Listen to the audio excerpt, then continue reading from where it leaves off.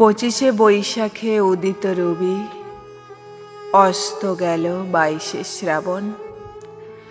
শ্রাবণের শীতল জলে পুষ্ট প্রকৃতি শোকে মূর্ছামান, চারিদিক বিবর্ণ তখন।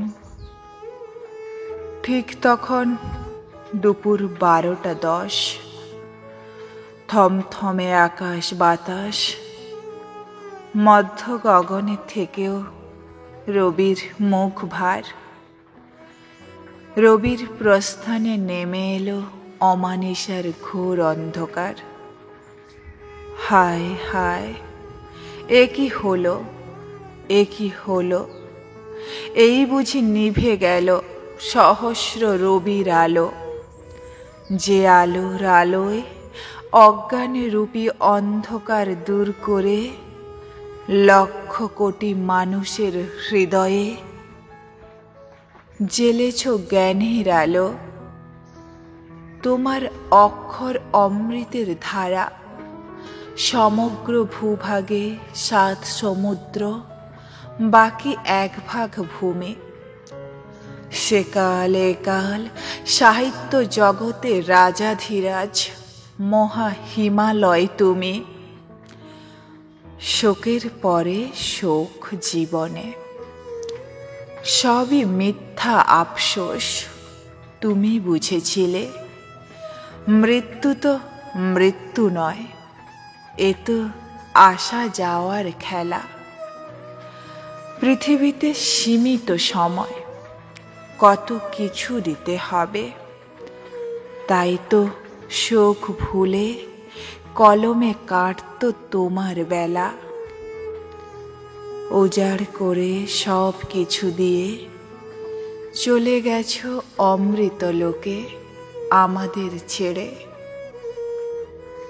নয়নে তোমায় দেখার সৌভাগ্য হয়নি। তোমার সাজানো সমুদ্রে ডুব দিয়ে দেখি তোমায় প্রাণ ভরে।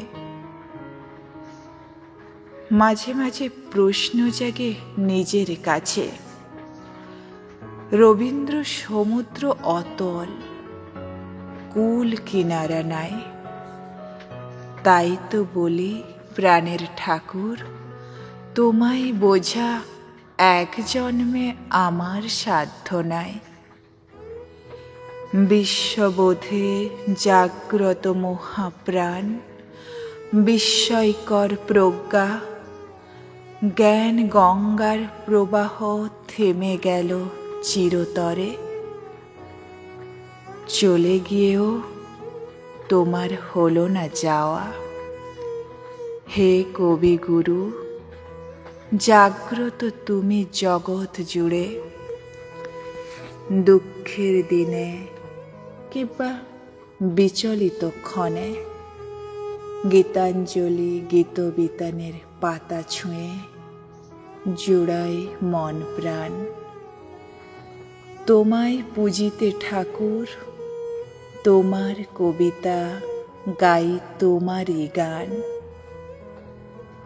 22শে শ্রাবণের পুণ্য লগ্নে তোমার পুষ্পরথ পৌঁছায় অমৃতধাম। হে গুরুদেব, অশ্রুসিক্ত নয়নে জানাই তোমায় শত সহস্র প্রণাম।